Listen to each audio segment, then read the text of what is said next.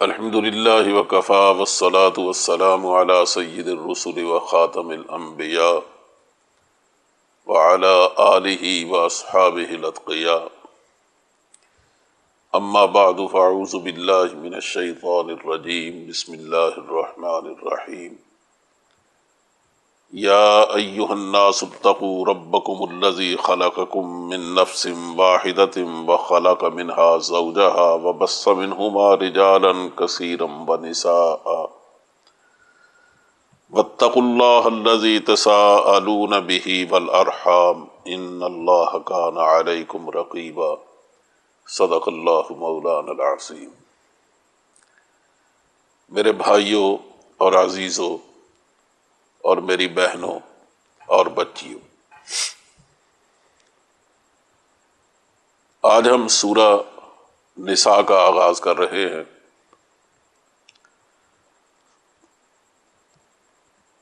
سورہ نساء کا نام ہی بتا رہا ہے، اگرچہ یہ عنوان نہیں، نام ہی ہے، لیکن اس نام میں بھی ایک معنویت ہے، اس لیے اس نام سے ہی اندازہ ہوتا ہے کہ اس سورت میں عورتوں کے زیادہ تر احکام بیان کیے گئے۔ یہ سورت 3 سن ہجری کے آخر اور 4 ہجری اور 5 کے آغاز میں لگتا ہے کہ نازل ہوئی ہے۔ یقینی طور پر زمانے کا تعین کرنا تو بڑا مشکل ہے، لیکن اس میں بعض واقعات کی طرف اشارہ ہے، جس سے وہ ان واقعات کے بارے میں چونکہ معلوم ہے کہ وہ فلاں زمانے میں پیش آئے تھے، اس لیے اس سے ہمارے مفسرین نے اس کے زمانہ نزول کے بارے میں اندازے کیے ہیں۔ اور یہ 3 سن ہجری کا زمانہ، اس کے بعد 4 اور 5 کا آغاز، یہ وہ زمانہ ہے جس میں مدینے میں خاص حالات تھے۔ یہود اپنی مخالفت کے پورے عروج پر تھے، مشرکین مکہ بھی ان کے ساتھ ساز باز کے نتیجے میں اس اسلامی تحریک اور اسلامی قوت کو فنا کرنے پہ تلے ہوئے تھے، اور دوسری طرف یہ حال تھا کہ اسلامی ریاست قائم ہو چکی تھی، اب اس کے لیے آئین اور قانون کی ضرورت تھی، اس کے لیے ایک طرز عمل اور ایک طرز زندگی کی ضرورت تھی۔ چنانچہ ہم دیکھ رہے ہیں کہ بڑی تیزی سے قانون سازی ہو رہی ہے، نئے نئے احکام نازل ہو رہے ہیں، خاص و آئینی قوانین کے حوالے اتنے احکام اس صورت میں آئے ہیں، شاید ہی کسی صورت میں آئے ہوں۔ تہذیب دی جا رہی ہے، تمدن کے بنیادی اصول دیے جا رہے ہیں، عدالتیں قائم کی جا رہی ہیں، اور عدالتیں جس طرح چلائی جانے والی ہیں ان کے اصول بتائے جا رہے ہیں۔ ابھی تک مخلوط معاشرہ ہے، اس لیے مخلوط معاشرے کے حوالے سے عارضی قوانین بھی دیے جا رہے ہیں، اور آئندہ مستقل قانون کی پیش گوئی بھی کی جا رہی ہے۔ ایک بالکل سیٹ اپ نیا تیار ہو رہا ہے، نئی سوسائٹی اٹھائی جا رہی ہے، اور صاف معلوم ہوتا ہے کہ اس سوسائٹی میں اور اس معاشرے میں ایک ایسی زندگی ہے، اور اس کا رہنما ایک ایسا بیدار مغز اور صاحب بصیرت ہے کہ ہر آنے والا دن پہلے سے مختلف نظر آتا ہے، اور ہر آنے والے دن میں جو سیرت و کردار تعمیر ہو رہا ہے وہ بالکل پہلے سے زیادہ جاندار ہوتا ہے۔ تو اب دیکھیں گے ہم کہ اس صورت میں چونکہ بھرمار ہے احکام کی، اس لیے اس کی تفصیل میں جانا بھی بہت مشکل ہے، اور ظاہر ہے کہ اس کو بالکل نظر انداز بھی نہیں کیا جا سکتا، اس لیے میں کوشش کرتا ہوں کہ ان احکام کو کسی نہ کسی حد تک عرض کر سکوں۔ اس میں پہلی آیت میں بنیادی بات کہی گئی ہے، اس لیے کہ معاشرتی زندگی میں سب سے پہلی چیز جو ضروری ہوتی ہے وہ معاشرے میں رہنے والے افراد کی یکسانی ہے، اور یکسانی ظاہر رنگ و نسب سے تو ممکن نہیں ہے، کہ اس لیے کہ مسلمان معاشرہ ایسے افراد سے مل کر تیار ہوا ہے جس میں ہر علاقے اور ہر قسم کے لوگ اور ہر قوم سے تعلق رکھنے والے لوگ ہیں۔ ایسا نہیں ہے کہ یہ پابندی لگا دی جائے کہ اس میں صرف قریشی ہوں گے، یا صرف غیر قریشی ہوں گے، یا صرف انصاری ہوں گے۔ وہ تو ہر زمانے کا، ہر قوم کا آدمی، ہر علاقے کا آدمی جہاں سے بھی آیا، اللہ نے اس کو سعادت دی ایمان کی، تو وہ امت مسلمہ کا ایک حصہ بن گیا۔ اس لحاظ سے ان کے لیے وحدت اور ان کے لیے شیرازہ بندی کا انتظام وہ بہت مشکل ہے۔ قریش کے لیے تو کوئی آسان بات ہی، جو قریشی ہے وہ ظاہر ان کا بھائی ہے۔ مدینے کے رہنے والے جو مختلف قبائل تھے، ان کا بھی ہر قبیلے کا آدمی قبیلے کی بنیاد پر سمجھتا تھا کہ میرے اپنے بھائی بند یہاں رہتے ہیں، میری اس کے ساتھ ایک وحدت ہے۔ لیکن اس نئے معاشرے میں یہ بنیادیں کام دینے والے نہیں تھیں. اس کی سب سے پہلی یہ بات فرمائی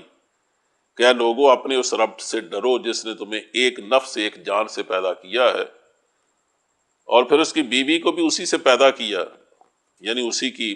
جنس سے، اسی کی نوع سے،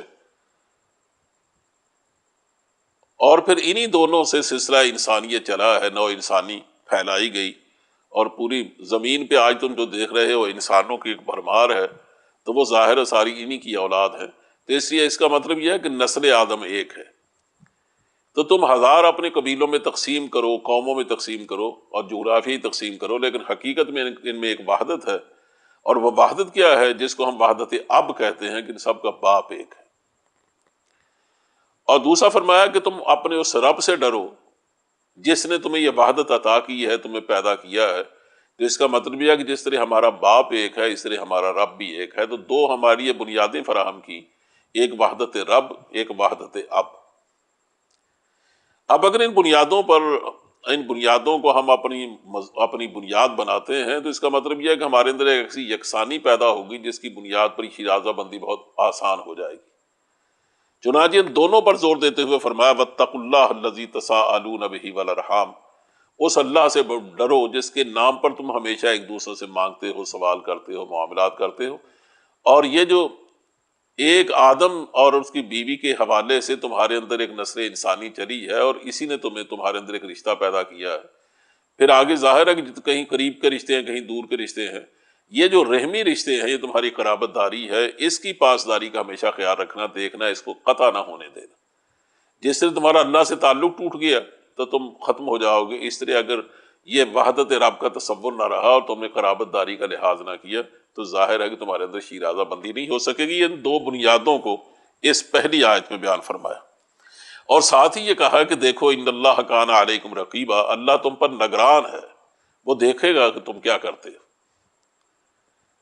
اب میں نے جیسے عرض کیا کہ اس معاشرے میں نئی نئی ضرورتیں پیدا ہو رہی. سب سے بڑی ضرورت تو یہ تھی کہ اسی زمانے میں جنگ احد ہوئی ہے. اب جنگ احد میں 70 گھروں میں سے جنازے اٹھے. تو اس کا مطلب ہے 70 گھروں میں یتیم، اگر وہ شادی شدہ لوگ تھے تو ان کے بچے یتیم رہ گئے، ان کی بیویاں بیوہ ہو گئی. تو عورتوں کے مسائل پیدا ہوئے اور بچوں کے مسائل پیدا ہوئے. اس کی فوراً بعد یتیموں کے بارے میں فرمایا کہ جو یتیم پیچھے رہ گئے تو دیکھو ان کے مال جیسے پہلے جاہلیت کے زمانے میں کھا جاتے تھے لوگ، اگر تو اس کو معیوب بھی سمجھتے تھے کہ تم یتیموں کے مال نہ کھانا، ان کے مال ان کے حوالے کرنا. اور ساتھ دوسری بات یہ کہی کہ جب تم ان کے حوالے کرنے لگو تو یہ حرکت بھی نہ کرنا کہ ان کا اچھا مال خود لے لینا اور اس کی گنتی پورا کرنے کے لیے برا مال اس کو شامل کر دینا. اور بھی یہ کہہ دینا کہ دیکھو جو میرے پاس ہے، مثلا اتنی ان کی بکریاں تھیں، اتنی بھیڑیں تھیں، یا اتنے اونٹ تھے، اتنی اونٹنیاں تھیں، تو وہ تعداد میں نے پوری کر دی ہے، قطع نظر اس کے کہ وہ مال اچھا تھا وہ میں نے لے لیا، جو برا مال تھا ان کو دے دیا. کہا یہ حرکت نہ کرنا. اور مزید فرمایا کہ تم جو یتیم بچیاں رہ جاتی ہیں، ظاہر ہے کہ ان کا دیکھ بھال کرنے والا کوئی نہیں ہوتا، جس گھر میں ہوتی ہیں ان کو ایک بوجھ سمجھا جاتا ہے. یا یتیم بچے بھی ہیں تو ان کی دیکھ بھال کرنا بھی آسان نہیں ہے. جس گھر میں ہوتے ہیں جو ان کے اپنے بچے ہوں، اگر تو ان کے ساتھ اور بچے شامل ہو جائیں تو ان کے حقوق کا خیال کرنا کوئی آسان کام نہیں ہوتا. تو دونوں ہی چیزیں مراد رہی ہیں مفسرین نے کہ یہ کہا گیا کہ اگر یتیم بچوں کے بارے میں تم ڈرتے ہو کہ ان میں تم انصاف نہیں کر سکو گے تو پھر ایسا کرو کہ ان کی والدہ جو ظاہر بیوہ ہو گئی ہیں اور یہ یتیم ہو گئے، تم ان سے نکاح کر لو.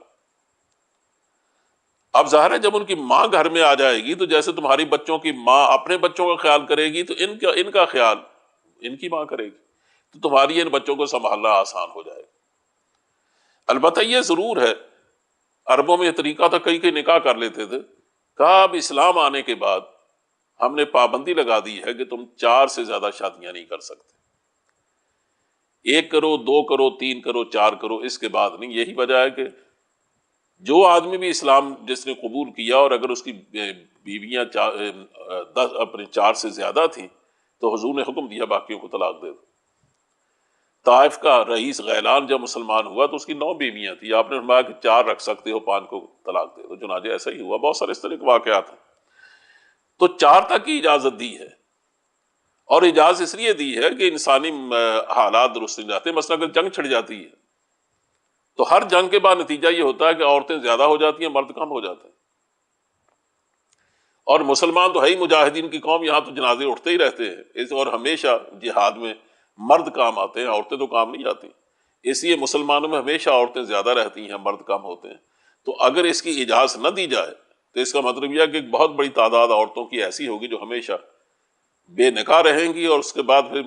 مسلمان معاشرے کو برائیوں سے اور بد چلنے سے بچایا نہیں جا سکتا۔ اور ویسے بھی انسانی ضرورتیں اگر کوئی آدمی غیر جانبدار ہو کے سوچے تو صحت مند معاشرے میں اس کی ضرورت ہمیشہ محسوس ہوتی ہے کہ ہر آدمی ایک بیوی سے گزارا یا اس پر اکتفا کر کے گزارا نہیں کر سکتا، اس کی طبی ضرورت ہے، اس کی اخلاقی ضرورت ہے کہ اس کی دوسری شادی کا موقع ملے۔ بعض میں ایسا ہوتا ہے کہ اولاد نہیں ہوتی، اس کی بھی ضرورت ہوتی ہے، ہمارے معاشرے میں سوتنے کی ضرورت ہے۔ تو اللہ کا یہ قانون چونکہ شرماتا نہیں ہے، وہ تو انسانی ضرورتوں کو سامنے رکھتا ہے، اس کا علاج، اس کا حل دیتا ہے، اس لیے اس نے 4 کی اجازت دی، لیکن ساتھ شرط یہ لگائی ہے کہ تم انصاف کرو گے۔ اگر انصاف کرنے کا تمہیں اندازہ ہے، تم چونکہ مسلمان ہو، تمہیں پتہ ہے اللہ کے سامنے جواب دینا، اگر تمہیں اندیشہ ہے کہ میں انصاف نہیں کر سکوں گا تو پھر تم ایک سے زیادہ نکاح نہ کرو۔ رہی یہ بات کہ تمہاری ضرورت ہے ایک اور بیوی کی، تو اس زمانے میں چونکہ لونڈیاں بھی ہوتی تو کہا تو تم لونڈی سے نکاح کر لو۔ یہ اس کے زیادہ قریب ہے کہ تم ظلم بے انصافی نہ کرو۔ مزید فرمایا کہ تم اگر یتیم بچیوں سے یا یتیموں کی ماؤں سے اگر نکاح کرتے ہو تو اندیشہ یہ ہے کہ ان کا چونکہ پوچھنے والا کوئی نہیں، تو ایسا عرب کرتے تھے کہ جب ان سے نکاح کرتے ان کو حق مہر نہیں دیتے تھے، کہا ان کو حق مہر ادا کرو، اور یہ فریضہ ہے اور خوش دلی سے ادا کرو۔ ہاں اگر وہ شوق سے چھوڑ دیں تو اور بات۔ اس سے جب یتیم بچے یتیمی سے نکل جائیں، یعنی بالغ ہو جائیں، تو ان کا مال ان کے حوالہ کرنے سے پہلے یہ دیکھو، بلوغ تو دیکھو گے کہ یہ بالغ ہو گئے یا نہیں، دوسرا یہ دیکھو کہ ان کے اندر رشد بھی پیدا ہوا ہے یا نہیں۔ رشد یہ ہے کہ معاملات کی سمجھ، معاملات کا فہم، اور کاروبار اگر اپنا کرنا تو اتنی عقل ہونی چاہیے، یا اپنا مال اس کو سنبھالنے اور آگے بڑھانے کی اور اس کی حفاظت کرنے کی عقل اور سمجھ ہے اس میں، تو پھر وہ مال ان کے حوالے کرو گے۔ یہ مال زندگی کا سرمایہ ہے اور زندگی گزارنے کا ذریعہ ہے۔ اسی فرمایا وَلَا تُؤْتُوا السُّفَهَاءَ أَمْوَالَكُمْ، یہ تمہارے سب کے مسلمانوں کی مشترکہ مال ہے، ایسا نہیں کہ ایک آدمی کے مال اسی کا ہے۔ مال تو اصل میں ایک امانت ہے پوری نوع انسانی کی، بلکہ انسانیت کی۔ اس لیے کہا کہ اس مال کو بیوقوفوں کے حوالے نہ کرنا۔ اسی امام ابو حنیفہ رحمۃ اللہ کی تو رائے غالباً یہ ہے کہ اگر فرض کرے کوئی مالدار آدمی جس کے پاس بڑا سرمایہ ہے، وہ عقل تو رکھتا ہے لیکن اس کے ساتھ یہ کہ اس کو دین کی سمجھ نہیں ہے، آخرت کی سمجھ نہیں ہے، وہ الل تللو میں اور عیاشی میں اپنا مال اڑاتا ہے، تو امام صاحب فرماتے ہیں کہ اسلامی حکومت کی ذمہ داری ہے کہ اس سے مال واپس لے لے، اور اس وقت تک اس کا مال اسے حوالے نہ کرے جب تک وہ اپنی اصلاح نہ کر لے، کیونکہ یہ مال تو میں نے جیسے عرض کیا کہ زندگی گزارنے کی ایک ضمانت ہے، یہ قیامت جس کو قرآن حکیم نے کہا یہ تو زندگی گزارنے کا ایک ذریعہ ہے، اس کو اس طرح ضائع نہیں کیا جا سکتا، اور اس کے واسطے سے زیادہ اخلاقی مفاسد بھی پیدا نہیں کیے جا سکتے۔ تو جو عیاشی میں اس کو صرف کرے گا وہ صرف اپنا مال ہی ضائع نہیں کرے گا بلکہ لوگوں میں عیاشیاں بھی پیدا کرے گا اور ان کے اخلاق بھی بگاڑے گا، اور یہی حکم دیا گیا یتیموں کے بارے میں۔ لیکن ساتھ ہی فرمایا کہ یتیموں کا امتحان لیتے رہو کہ کیا ان میں عقل آئی ہے یا نہیں آئی۔ امام صاحب تو فرماتے ہیں کہ اگر فرض کریں 7 سال تک دیکھو نہیں آتی تب بھی ان کے حوالے کر دو، لیکن حقیقت یہ ہے کہ اگر ان میں عقل نہیں آتی اور یہ اندیشہ ہے کہ مال کو ضائع کر دیں گے، پھر یہ معاملہ عدالت کو دینا چاہیے، وہ ایک ٹرسٹ بنائے جس کے ذریعے ان کی ضرورتیں پوری کرے لیکن وہ مال ان کے حوالے نہ کرے۔ اس کے بعد ساتھ ساتھ یہ حکم دیا ہے اور یہ کہ دیکھو مردوں اور عورتوں میں اس بارے میں کوئی تفریق نہ ہونے دینا، کہ بعض معاشرے میں یہ سمجھا جاتا ہے کہ مال مردوں کا حق تو ہے لیکن عورتوں کا نہیں۔ اسی فرمایا للرجال نصیب مما ترک الوالدان والاقربون، مرنے والے والدین ہوں یا قریبی عزیز وہ جو چھوڑتے ہیں، جس طرح وہ حق ہے مردوں کا اسی طرح حق ہے وہ عورتوں کا بھی۔ یہ کہنا چاہیے کہ بہت بڑا ایک انقلابی قدم ہے، اس لیے کہ عرب کا معاشرہ اس بات کو بالکل تسلیم نہیں کرتا تھا کہ عورتوں کو بھی وراثت میں حصہ دیا جا سکتا، اور آج تک خود مسلمانوں کا حال یہ ہے کہ اس میں بیشتر لوگ اپنی بچیوں کو حصہ نہیں دیتے، بہنوں کو حصہ نہیں دیتے، اور بعض دفعے باجے کے ایسے بلکہ رہی جو جاگیردار لوگ ہیں ان کا بڑا جو بیٹا ہوتا ہے اس کو جانشین بنایا جاتا ہے اور سب کچھ اس کو دے دیا جاتا ہے، دوسرے بھائیوں سے محروم رہتے ہیں۔ بعض لوگوں نے اس کے علاوہ مختلف طریقے، لیکن قرآن کریم جو کہتا ہے وہ کہتا ہے کہ مردوں کا بھی اتنا ہی حق ہے، عورتوں کا بھی اتنا ہی حق ہے۔ اللہ نے جو ان کے لیے وراثت کے اصول مقرر کر دیے ہیں تم اس میں کمی بیشی نہیں کر سکتے، اور اگر تم ایسا کرتے ہو تو اس کا مطلب تم یتیموں کا مال کھاتے ہو۔ اس لیے فرمایا کہ یتیموں کا مال کھانا تو ایسا ہے جو جیسے اپنے پیٹ میں انگارے بھرنا۔ ان مسائل کو بیان کرنے کے بعد چونکہ بات وراثت تک پہنچ گئی ہے، پھر پورے رکوع میں وراثت کے مسائل بیان کیے گئے۔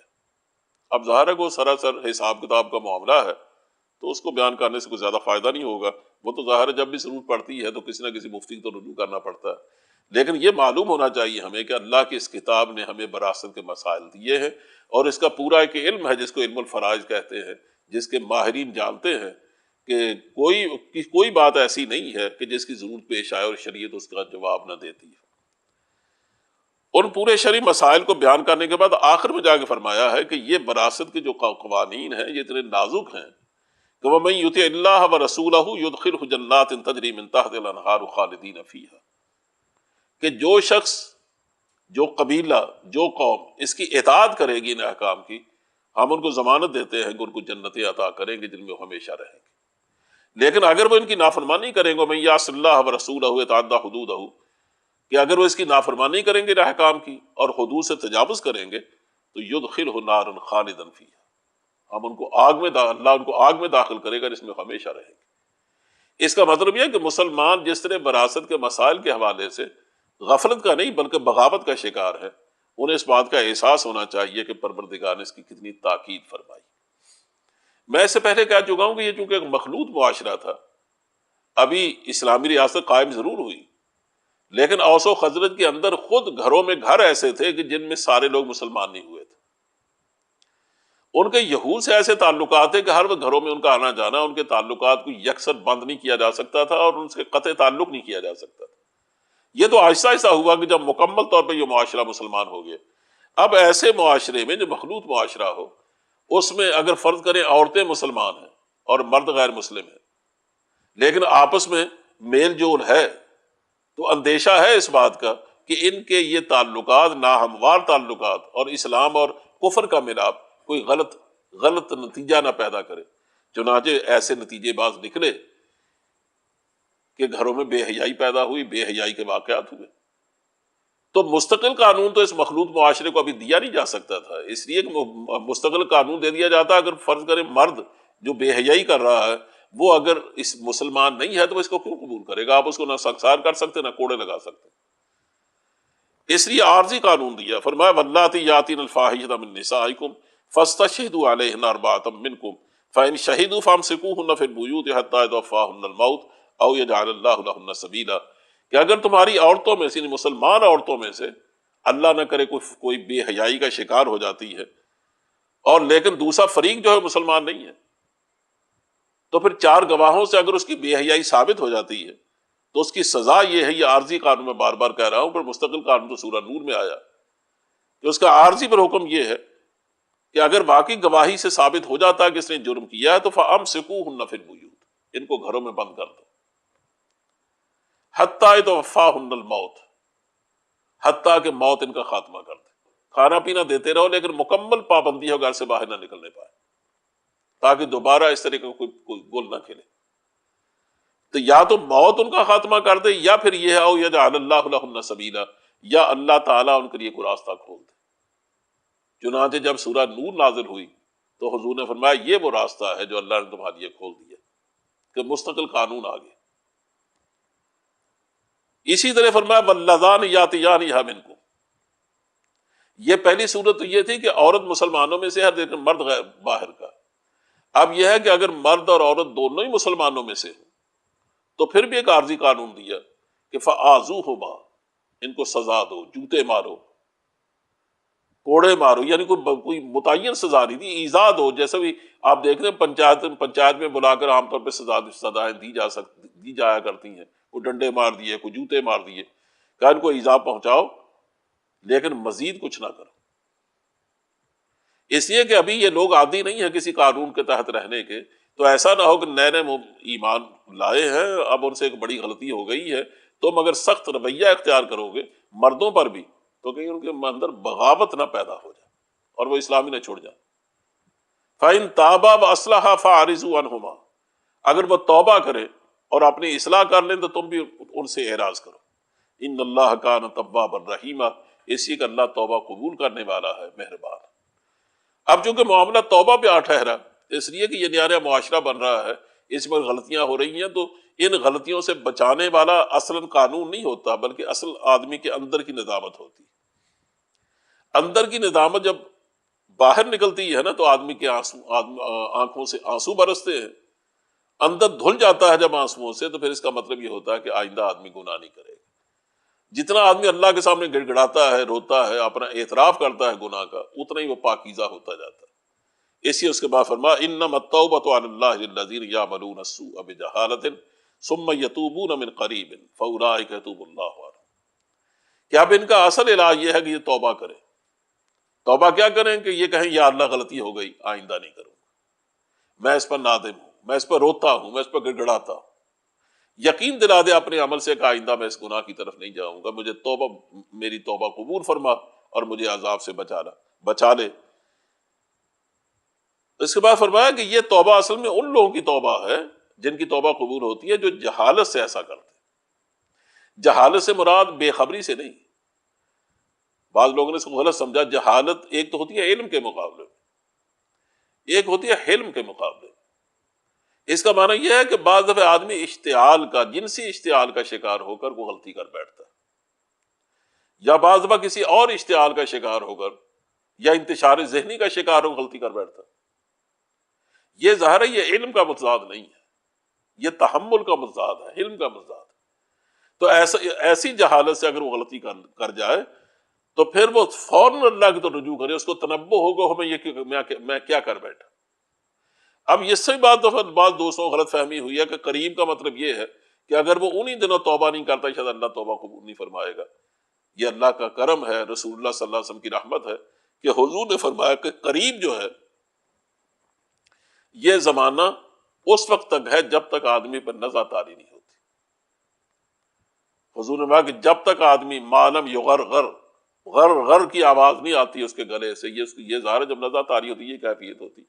اس وقت اللہ توبہ قبول فرماتا ہے۔ لیکن جب سکرات الموت طاری ہو جاتے ہیں اور اگلی دنیا بھی نظر آنے لگتی ہے، بعض فرشتے بھی نظر آنے لگتے ہیں، تو پھر وہ اگر توبہ کرتا ہے تو اس کی اس وقت کا ایمان قبول نہیں ہوتا کہ پھر توبہ قبول نہیں کی جائے گی۔ اللہ ایسے لوگوں کی توبہ قبول فرماتا، لیکن وَلَيْسَتِ التَّوْبَةُ لِلَّذِينَ يَعْمَلُونَ السَّيِّئَاتِ، ان کی توبہ قبول نہیں کرتا جو مسلسل گناہ پہ گناہ کرتے ہیں اور کبھی ان کو یاد ہی نہیں آتا کہ خدا بھی ہے، کسی کے سامنے پیش بھی ہونا ہے، لیکن جب ان کو موت قریب آتی ہے تو پھر کہتا ہے تبت الآن، اب میں توبہ کرتا ہوں، کہ ان کی توبہ قبول نہیں ہوتی۔ اس کے بعد یہ توبہ کا چونکہ درمیان میں ضرورت پیدا ہوئی تو اس کا ذکر فرمایا، اس کے بعد پھر عورتوں کے مسائل شروع ہو گئے۔ ایک تو زور دیا کہ تم حق مہر کے بارے میں، یہ اس کی چوری عام تھی عربوں میں، اب مسلمانوں کو حکم دیا جا رہا ہے کہ دیکھنا ان کا حق مہر نہ کھانا، اگر وہ غلطی بھی کر جائے تو اس پر غصہ نہ نکالنا، بہانہ نہ بنانا کہ ان سے کس طرح حق مہر واپس لیا جائے۔ تمہارا رویہ ان کے ساتھ مخلصانہ اور حسن سلوک کا ہونا چاہیے، عورتوں کے ساتھ سخت رویہ مت اختیار کرو، وعاشروہن بالمعروف، ان کے ساتھ حسن سلوک کرو۔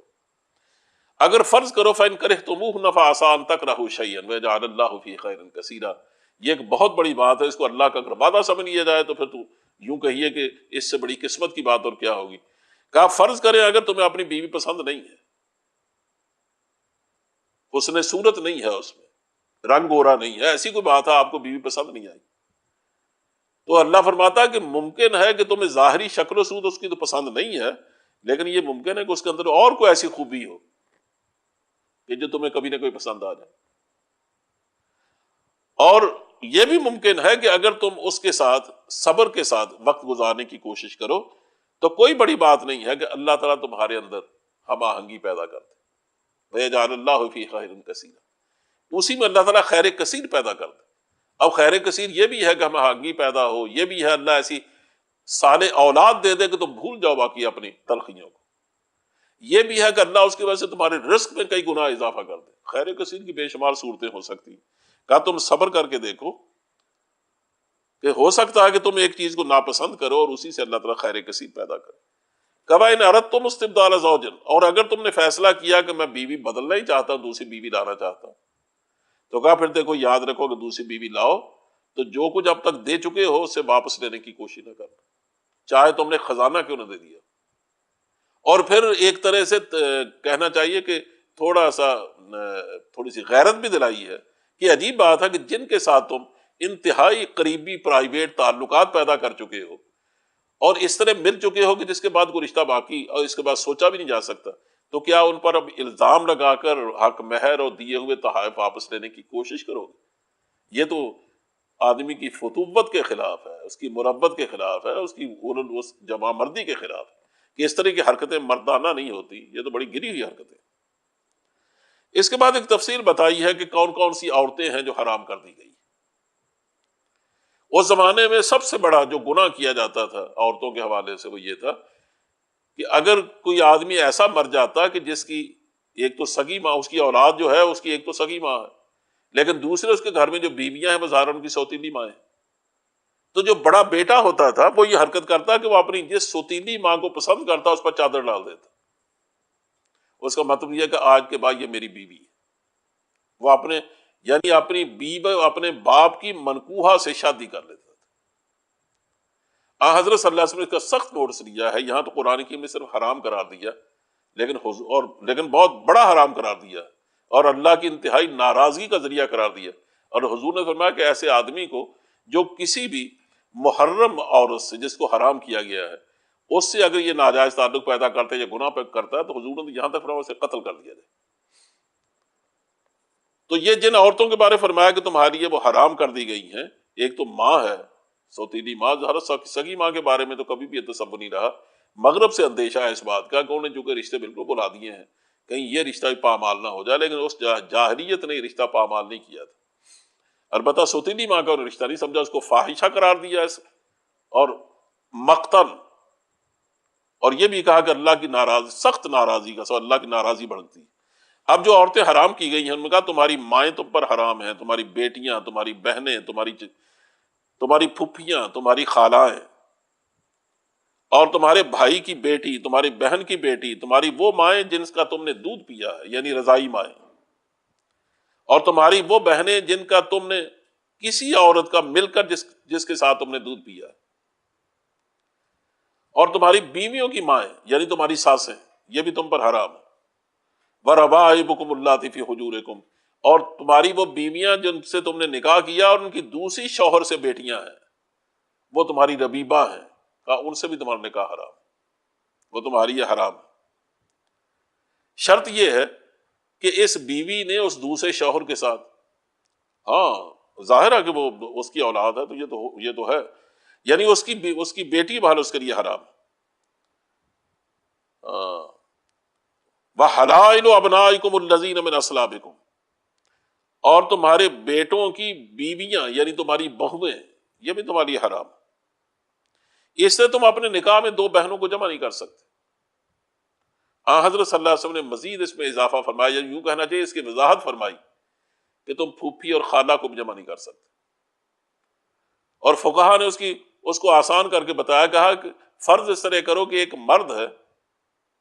وہ جس عورت سے شادی نہیں کر سکتا، اگر یہ عورت ہوتا تو یہ دونوں ایک نکاح میں بھی نہیں آ سکتے. اور مزید فرمایا والمحصنات من النساء، جو شادی شدہ عورتیں ہیں ظاہر تم ان سے نکاح نہیں کر سکتے. ہاں لونڈیوں سے ظاہر ہے نکاح ہو سکتا ہے، لیکن اس کے لیے بھی لونڈیاں جائز ہیں، اس کے علاوہ کوئی اور جائز نہیں ہے سوائے اس کے کہ غیر کسی عورت سے شادی کی جائے تو ظاہر ہے وہ تو حلال ہے. وَأُحِلَّ لَكُم مَّا وَرَاءَ ذَلِكُمْ، جو جن کا شمار کیا گیا کہ ان کے علاوہ جس سے بھی شادی کرو وہ تمہاری حلال کی گئی. لیکن شرط یہ ہے کہ تم اپنے مالوں کو مہر کے طور پر ان پر خرچ کرو. اور مہر دے کر ظاہر ہے کہ جب تم کسی کو بیوی بناؤ گے تو اس کا مطلب ہے تم بیوی کے طور پر اس کو گھر میں لا رہے ہو. تم عیاشی کرنے کے لیے یا نفس کی آلودگی کو پھیلانے کے لیے اور آوارگی کے لیے ظاہر ہے تم اس سے نکاح نہیں کر رہے ہو. یہ نہیں کہ چند دن میں اس کے ساتھ عیاشی کروں گا چھوڑ دوں گا جیسے متع میں ہوتا ہے. تو کہا لازمی بات یہ کہ محسنین غیر مسافحین، تم اس کو قید نکاح میں لانا چاہتے ہو، میں عیاشی اور آوارگی کے لیے نہیں. فمستمتعتم بہ منہن فآتوہن اجورہن فریضہ، چنانچہ نکاح کرنے کے بعد جن سے تم تمتع کرتے ہو یعنی میاں بیوی کا تعلق پیدا کر لیتے ہو، اب فرض ہو جاتا ہے تم پر ان کا حق مہر ادا کرنا. اس لیے کہ اگر آدمی نکاح تو کرتا ہے لیکن اس سے تخلیہ سے پہلے طلاق دے دیتا ہے اور اس کا حق مہر کو مقرر بھی نہ کیا ہو تو اب کوئی حق مہر نہیں ہوتا. اسی کا اگر تم اس سے تمتع کر لیتے ہو تو اس کے بعد حق مہر تم پہ دینا لازم ہو جاتا ہے. لیکن اس پورے رکوع میں جس بات پر سب سے زیادہ زور دیا گیا ہے کہ دیکھو جو تم جس سے بھی یہ تعلق پیدا کرتے ہو قید نکاح میں لانے کے لیے، زندگی گزارنے کے لیے اس سے تعلق پیدا کرو، نہ تو چھپی ہوئی بدماشی کرو اور نہ کھلی بدماشی کرو. اس کا کوئی جواز نہیں.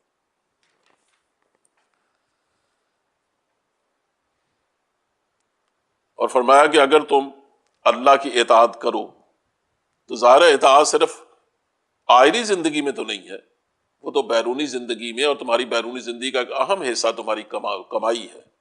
اسے کہا یا ایھا الذین آمنوا لا تاکلوا اموالکم بینکم بالباطل، باطل طریقے سے دیکھو ایک دوسرے کا مال کھانے کی کوشش نہ کرنا، سود کے ذریعے، جوے کے ذریعے، دھوکہ دے کر، دکھایا کچھ اور دیا کچھ، اس طرح کی کوئی حرکت کر کے بھی تم جو بھی کرو گے تمہاری جو تجارت ہو باہمی رضامندی سے ہونی چاہیے، لیکن رضامندی اس طرح زبردستی کی نہیں، اور نہ دوسرے کو ایک غلط امیدیں دلا کر. جوئے میں بظاہر رضامندی تو ہوتی ہے لیکن اس خیال سے ہوتی ہے کہ یہ جوئے میں ہی جیتوں گا. اگر اس کو پتا ہو کہ میں ہار بھی سکتا ہوں یا ہاروں گا تو وہ کبھی رضامندی نہیں دے گا. اور ولا تقتلوا انفسکم، اپنے آپ کو قتل نہ کرو. یہ بڑی حکیمانہ بات ہے کہ تم جب دوسرے کو دھوکہ دے کر اس کا مال چھینتے ہو، وہ کل کو تمہارا مال چھینے گا، یہی ایک دن قتل تک نوبت پہنچائے گا. یہ اپنے آپ کو قتل کے راستے پہ ڈالنے کی بات ہے. اور یہ بھی فرمایا کہ زندگی میں کمائی کے حوالے سے بھی اور بھی دوسرے حوالوں سے بھی بعض دفعہ آدمی چھوٹے گناہ کرتا، بعض دفعہ بڑے گناہ کرتا. کہا تم اگر بڑے گناہوں سے بچ جاؤ جن سے اللہ نے روکا ہے تو اللہ فرماتا ہے کہ ہم جلدی احتساب کرنے والے نہیں ہیں، ہو سکتا ہے اس کی وجہ سے تمہاری چھوٹے موٹے گناہ ہم معاف کر دیں. ان تجتنبوا کبائر ما تنہون عنہ نکفر عنکم سیئاتکم، تمہاری چھوٹی گناہ برائیاں بخش دی جائیں. اب رہی بات کہ کبائر کیا ہے، ان میں موٹی سی بات یہ ہے کہ جن گناہوں پر اللہ نے لعنت فرمائی، جن گناہوں پر پہلی امتوں پر عذاب آ چکا، جن گناہوں پر قرآن کریم نے وعید سنائی ہے، جن گناہوں سے بچنے کی حضور نے زیادہ تاکید کی ہے، یہ سارے کبائر ہیں. بعض علماء نے یہ کہا کہ ہر وہ گناہ کبیرہ ہے جس کو آدمی تکبر کے راستے، تکبر کے ذریعے کرے، یعنی پرواہ نہ کرے کہ جس کی میں نافرمانی کرنے لگا ہوں اس کی وہ سمجھے میں کیا جانتا ہوں خدا کیا ہے. یعنی اس کے دل میں ایک دفعہ بھی خیال نہ آئے کہ میں اللہ کا حکم توڑ رہا ہوں. وہ اگر اس تکبر کے ذریعے سے کوئی گناہ کرتا ہے تو وہ اس کا ہر چھوٹا گناہ بھی کبیرہ بن جاتا. اس سے ایک اور بات فرمائی، کہا معاشرتی، چونکہ معاشرہ بنایا جا رہا ہے، کہا معاشرتی خرابیوں میں ایک بڑی خرابی یہ ہے کہ لوگ بعض دفعہ اس کا شکار ہو جاتے ہیں کہ جس میں کوئی خوبی دیکھی اسی کی تمنا کرنے لگے. ایک آدمی میں حسن صورت ہے، ایک اس میں حسن صوت ہے، اس کو اللہ نے مال زیادہ کمانے کا فن سکھایا ہے، وہ ایک بڑے خاندان سے تعلق رکھتا ہے، اس میں وہ ذہانت میں آگے ہے. اس طرح کی 100 خوبیاں ہیں جو اللہ کی جانب سے عطا کی جاتی ہیں، وہ آدمی کی اکتسابی نہیں ہوتی. کہا ان چیزوں میں تم دوسروں کے ساتھ حسد نہ کرنا، تمنا نہ کرنا. یہ تمنا بڑھ کر جب حسد بنتی ہے، یہیں سے خرابیاں پیدا ہوتی ہیں. یہ اللہ کی دین ہے، تم اگر اللہ سے مانگو گے تمہیں تو کسی دوسرے جہت سے اس کا بیلنس کر دیا جائے گا. لیکن اگر تم نے اس کو حسد کا ذریعہ بنا رہی ہے، ظاہر ہے تم اس کا تو کچھ نہیں بگاڑ سکتے، اپنا کچھ نہیں باقی چھوڑو. انہی معاشرتی مسائل کے حوالے سے پھر میاں بیوی کی بنیادی ضرورت کو چھیڑا ہے گھر کی آبادی کے لیے، کہ خرابی کہاں پیدا ہوتی ہے جب میاں بیوی کے آپس کے تعلقات میں ایک دوسرے کی انڈرسٹینڈ تو ہر بہت کی بات ہے، بنیادی حیثیت کو سمجھنے میں غلطی ہوتی ہے. کہ بیوی یہ سمجھتی ہے کہ میں ہر لحاظ سے اپنے خاوند کے برابر ہوں. وہ گھر جب چلانے لگتے ہیں تو یہ نہیں سمجھتے کہ اس میں رہنمائی کا حق شوہر کو ہے، بلکہ بیوی سمجھتی ہے کہ اس رہنمائی کا حق اور اس کو چلانے کا حق جیسے شوہر کو مجھے بھی ہے۔ اللہ نے فرمایا کہ اس طرح آپ یہاں بھی دیکھیں دنیا کا کوئی ادارہ اس طرح نہیں چلتا۔ کسی بھی دفتر میں چلے جائیے، اس میں کلرک ہوگا تو اس کے اوپر ایک ہیڈ کلرک بھی ہے، اس کے اوپر ایک سپرنٹ بھی ہے، اس کے اوپر ایک سیکشن آفسر بھی ہے، اس کے بعد ایک انڈر سیکٹری ہے، یہ لگاتار یعنی یکے بعد دیگرے ایک ترتیب ہے۔ اب اگر اس فضیلت کو تسلیم نہ کیا جائے اور جو بڑا ہے اس کو بڑا نہ سمجھا جائے، یہ ہر آدمی کے ذہن میں یہ ہو کہ ہم سب برابر ہیں، تو بطور انسان تو برابر ہیں لیکن بطور ذمہ داری کے اور بطور عہدہ و منصب کے تو برابر نہیں۔ اس طرح میں کہہ رہا ہوں کہ کوئی بھی ادارہ نہیں چل سکتا۔ تو جب کوئی معمولی ادارہ نہیں چلتا تو گھر کا ادارہ سب سے بڑا نازک ادارہ ہے، اسے وہ کیسے چل سکتا ہے؟ اسے فرمایا الرجال قوامون علی النساء، ہم نے مردوں کو عورتوں پر قوام بنایا ہے، ان کو نگران بنایا، ان کو ایک طرح سے حاکم بنایا۔ وفضل اللہ بعضهم علی بعض، اسی وجہ سے ان کو پھر ایک دوسرے پر فضیلت دی ہے، یعنی مرد کو ان پر فضیلت دی ہے عورت پر۔ فضیلت کا مطلب یہ ہے کہ اس کو مردانہ بجاہت دی ہے، جن گھر کے انتظامی معاملات چلانے کے لیے جس قوت کی ضرورت ہے وہ اس کو دی ہے، عورت کو وہ قوت نہیں دی گئی گھر کی ذمہ داریوں کا بوجھ اٹھانے کے لیے۔ اور دوسری بات یہ ہے کہ ہم نے مرد کو ذمہ دار بنایا ہے کہ وہ اپنا مال خرچ کرے، وہ کمائے بیوی کو لا کے دے۔ بیوی کے پاس کروڑوں روپیہ بھی ہو، وہ ہرگز 1 روپیہ خرچ کرنے کی بھی پابند نہیں۔ یہ شوہر کی ذمہ داری ہے کہ شادی کے بعد اس کے گھر کے تمام اخراجات جو ضروری ہیں وہ سارے شوہر کے ذمے ہیں۔ تو جب اپنا مال خرچ کرتا ہے تو ظاہر قیادت کا اور نگرانی کا اور رہنمائی کا حق بھی اسی کے پاس ہونا چاہیے۔ پھر تعریف فرمائی ہے کہ جو نیک بیویاں ہیں ان کی صفات یہ نہیں ہے کہ وہ ایک ایک بات پر لڑتی ہیں اور مقابلے کی کوشش کرتی ہیں، بلکہ نیک بیویوں کی صفات یہ ہے کہ وہ نیک بخت عورتیں قانتات فرما بردار ہوتی ہیں، حافظات وہ حافظات للغیب بما حافظ اللہ، وہ حفاظت کرنے والی ہوتی ہیں غیر حاضری میں اپنے نفس کی بھی اور شوہر کے مال کی بھی۔ اس کے بعد فرمایا کہ اگر فرض کرے کسی شوہر یہ دیکھتا ہے کہ میری بیوی نشوز پہ اتر آئی، یہ نافرمانی کرتی ہے، میری بات نہیں مانتی، لیکن اس کے لیے دیانتداری بڑی ضروری ہے کہ وہ دیانتداری سے سوچے کہ واقعی اس کی طرف سے یہ ہو رہا ہے، میں تو نہیں ایسی کو بات کر رہا، کہ اگر اسے اندیشہ ہو بیوی کی طرف سے نشوز اور نافرمانی کا، بلکہ حقیقت میں نشوز اس نافرمانی کو کہتے ہیں جس میں اس کا احساس ہونے لگے کہ وہ بطور شوہر اسے قبول کرنے کو تیار نہیں، یعنی اس کی سپرمیسی کو نہیں مانتی، وہ تم شوہر ہو تو پھر کیا، یعنی وہ اس کے شوہر ہونے کو، اس کے حق کو چیلنج کرنے لگے۔ تو اس کے بعد فرمایا کہ پھر تمہارے پاس 3 راستے ہیں، فَاعِظُوهُنَّ وَاهْجُرُوهُنَّ فِي الْمَضَاجِعِ، تم نصیحت کرو،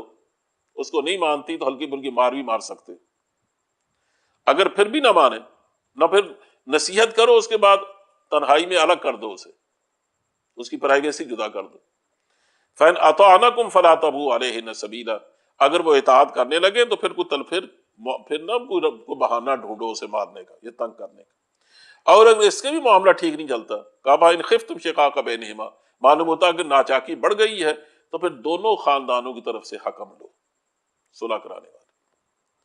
تو اور اگر چاہیں گے تو اللہ تعالیٰ برکت دے گا اور صلح ہو جائے گی۔ اس کے بعد ہمارے کچھ بنیادی حقوق ایک دوسروں پر جو ہے معاشرتی زندگی میں، اس کا ذکر فرمایا ہے کہ بنیادی حق اللہ کا ہے کہ تم اللہ کے ساتھ کسی کو شریک نہ کرنا، پھر والدین کا حق ہے، ذوی القربیٰ کا حق ہے، یتیموں کا ہے، مسکینوں کا ہے، قرابت دار پڑوسیوں کا ہے کہ وہ پڑوسی بھی ہیں قرابت دار بھی ہیں، ایسے پڑوسی ہیں جو اجنبی ہیں جن سے قرابت داری نہیں، ان کا بھی حق ہے، بس صاحب بالجنب، اور پہلو کا ساتھی، یعنی سفر میں آپ کے ساتھ بیٹھ گیا، آپ کا کولیگ ہے، وہ بھی حق رکھتا ہے، اس لیے مسافر وما ملکت ایمانکم، وہ آپ تو نہیں ہے اس زمانے میں، جو غلام ہے وہ بھی آپ پر حق رکھتے ہیں، تو ان کا حق ادا کرو تو اللہ کو راضی کر سکو گے، اور اگر تم تکبر کا راستہ اختیار کرو تو ظاہر اللہ کی ناراضی کا سبب ہے۔ اسی طرح اللہ تمہیں حکم دیتا ہے کہ بخل سے بچو، معاشرے کی جو بڑی خرابیاں ہیں اسلامی نقطہ نگاہ میں، ان میں بڑی خرابی بخل ہے۔ جس آدمی بخل پایا جاتا ہے وہ ظاہر ہے کہ نفرت تو خرید سکتا ہے، محبت نہیں پیدا کر سکتا۔ مال و دولت کو ریاکاری سے بچاؤ۔ ان احکام کو دینے کے بعد ایک بہت بڑی آیت آئی ہے بنیادی طور پر، لیکن یہ آخری طور پر ظاہر ہے کہ میں اس کو چھوڑ نہیں سکتا، کہ فرمایا کہ فَكَيْفَ إِذَا جِئْنَا مِنْ كُلِّ أُمَّةٍ بِشَهِيدٍ وَجِئْنَا بِكَ عَلَىٰ هَٰؤُلَاءِ شَهِيدًا، یہ آیت جب حضور کے سامنے پڑھی جاتی تھی تو حضور آپ دیدہ ہو جاتے تھے۔ آپ کو فرمایا گیا کہ اس وقت وہ وقت کیسا ہوگا جب قیامت کے دن ہم آپ کو اس امت پہ اٹھائیں گے اور آپ اس پر گواہی دیں گے کہ میں نے دین ان تک پہنچایا، اور لوگوں تمہیں بھی اٹھایا جائے گا آنے والی نسلوں پر، سوچ لو تم اس کا جواب کیا دو گے۔ کہ کہیں ایسا نہ ہو، کہا اس وقت ایسا حال ہوگا کہ جو کافروں کے سامنے جب گواہی دی جائے گی تو وہ چاہیں گے، جنہوں نے زندگی میں تو کوئی بات نہیں مانی، حضور کی نافرمانی کرتے رہے، لیکن وہ چاہیں گے کہ کاش زمین ان پر ہموار کر دی جائے اور اس میں چھپ جائے۔ اللہ تعالیٰ اسے قبول فرمائے۔ وآخر دعوانا الحمدللہ۔